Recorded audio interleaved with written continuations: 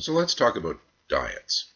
My other half, Judy, has been researching diets lately, not because she has any need or desire to go on a diet, but because she sells food seasonings. And for Nutrition Month, which is March, she's going to be doing some features and promotion and so on healthy eating. So the two of us have been looking at and discussing all these various diets that are out there, and we keep coming back to the same statement. Oh my God, what are these people doing to themselves? Fad diets, they are scary. Let's take a look at a few of them. Now, really, I think there are a few things that you should bear in mind when you're considering a diet. When you think about, what it requires of you. The first kind of giveaway is, does this company promoting the diet want to sell me something? Now, that's not automatically a reason not to do it. Some companies have been around a long time. They have established, proven products. I wouldn't call Jenny Craig or Weight Watchers a fad diet. They've been around a long time and they have some proven results. But it's still the first thing to consider. Is this company trying to make me healthier, or is this company trying to make themselves richer? I have no problem with a company making a profit. That's what companies are there for. But bear it in mind. Does the diet recommend eliminating an entire food group? That's kind of a tip right there that there might be something wrong with the diet. If an entire food group is missing, then, oh, by the way, you get to see my friend Dudley right over my shoulder there. If you miss an entire food group from a diet, that would make me a little suspicious that perhaps you're not getting the nutrition you need.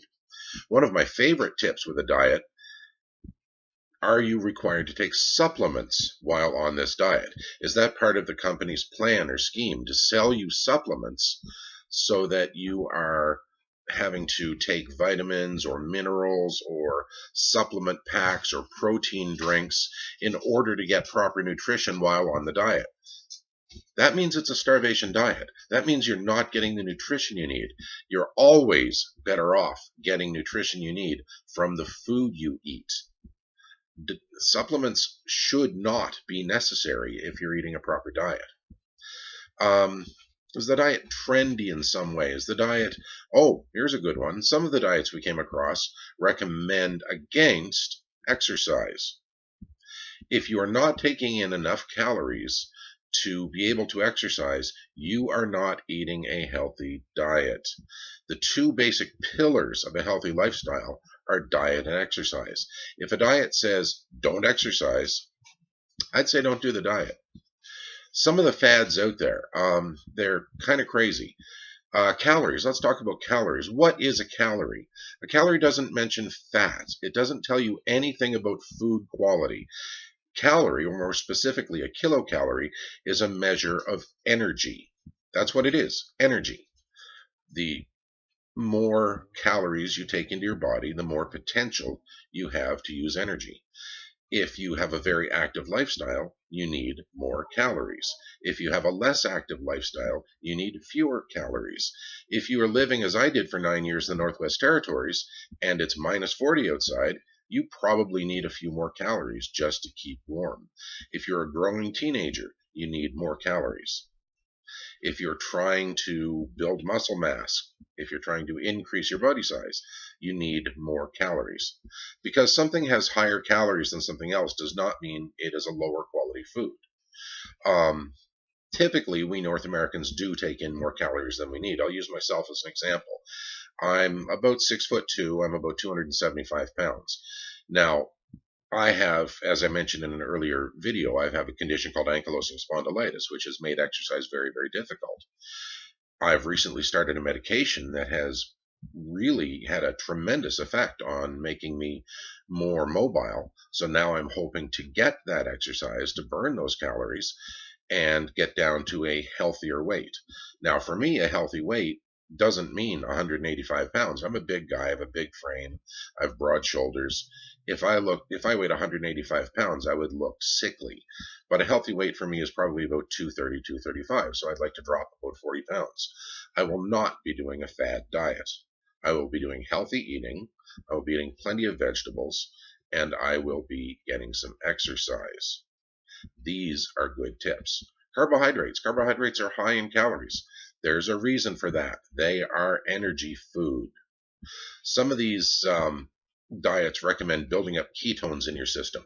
You know what happens when you build up ketones in your system? You run the risk of something called ketoacidosis. That puts you in the ICU until you get your system straightened out. It's particularly dangerous if you are diabetic. Some of the diets, the ideal protein diet, we looked at that in great detail. I'm sorry, that's a starvation diet. That is not healthy. Paleo diet. Well, what does paleo mean? Unless you are scavenging for edible grasses and roots and nuts and berries, you are not eating a paleo diet. Sorry. Personally, I would not be terribly interested in modeling my diet over people who were susceptible to disease and lived to an average age of a little under 30. That's paleo. Some diets can be helpful. The idea of joining an organization and having mutual support can be helpful. That's where things like TOPS and Weight Watchers come in, where you have that community that helps support you. But when you're looking at diet, really, use some common sense. Some things are just marketing ploys. Gluten-free. Okay, great. That's important to know if you have celiac. If you do not have celiac disease, going gluten-free is the equivalent of going nut-free if you don't have a nut allergy. You're passing up a perfectly good source of plant-based protein. Lots of other things, cutting down on processed foods so you can control your salt intake and control your fat intake. Those are great ideas. I'm not a believer in organic products because there's no definition of organic. If you look at the science definition of organic, if you ask a chemist, they'll tell you anything composed of carbon and hydrogen. So basically plastic, gasoline, propane, those things are organic. Organic is not really anything that means anything when it comes to food quality. All it means is that the food is more expensive. When you are deciding to be healthy, there is one diet we came across that made a lot of sense. And it's not a company trying to sell you something, and it's not a fad. It was a diet promoted by the Mayo Clinic, and they recommended balance. They recommended all food groups. They recommended eating healthy. They recommended healthy ways of cooking, for example, minimizing things like deep frying.